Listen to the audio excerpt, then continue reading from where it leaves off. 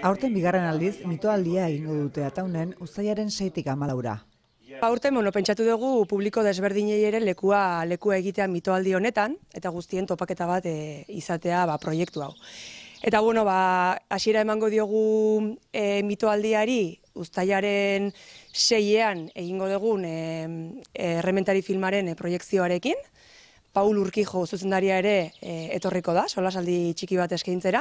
Nik uste hasiera ezin hobea dela hori, proiektu honi ekiteko, ez? Hurrengo egunean, uztailaren 7an, Ataundik zehar egingo dugu mitologia leku berezienetatik ibilaldi bat, Jon Aizpurua adituaren eskutik. Eta hurrengo egunean, igandean, uztailaren 8an, ipuin kontaketa bat eskainiko dugu hemen museoan, Euskal Herriko mito eta ipuintzarrak izenekoa. Eta hori etorriko da Mari Mundukoren eskutik. Eta hori pixka publiko familiarrago bati zuzendutako ekintza bada.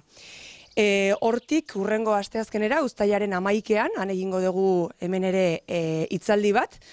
Esango nuke gaur egun mitologiaz gehientsuena dakien norbaitekin, ez? Juan Inazio Arzuaga etorriko da Euskal Mitologia egituratua izeneko hitzaldi bat eskaintzera. Eta bukatuko dugu mitoaldi hau, ekintza oso berezi batekin, oso handi batekin eta oso ambiziosa batekin, urte asko dira hau antolatzen daramatzagula Gentil Baratza Kultura Elkartearekin, eta hori izango da gau ibilaldi mitologikoa. Aurten, berrikuntza txiki badakarkigu, aforoa limitatze aldera, sarrerak aurrez hartzeko beharra dago. Eta, esan beharra dago, sarrera guztiak ja amaituta daudela. Ibilaldia 8etan hasiko bada ere, 6:30 aurrera, Barandiaran museoa eta errotatxo bizitatu ahalko dira. Ibilbidea 3 kilometro izango dira, 3 ordu, gutxi gora bera, eta museoan hasiko da, eta bukatuko da San Martingo plazan. Ibilbidean zehar, 6 bat antzezlan izango dira,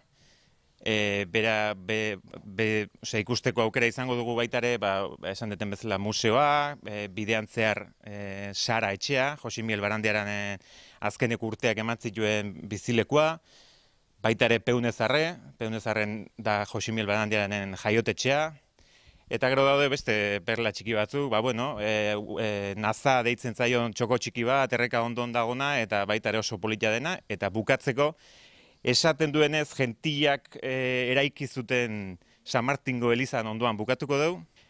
Gero baitare izango dira Mari Munduko, sorginak, dantzak, bukaera izango da Ataungo otsoa dantza taldeek emango dio, bukaera ikusgarria. Eta gero tartean azalduko dira, beti bezala, personai mitologikoak. Torto, San Martin txiki, gentila, sorginak, lamiak, denetik egongo da.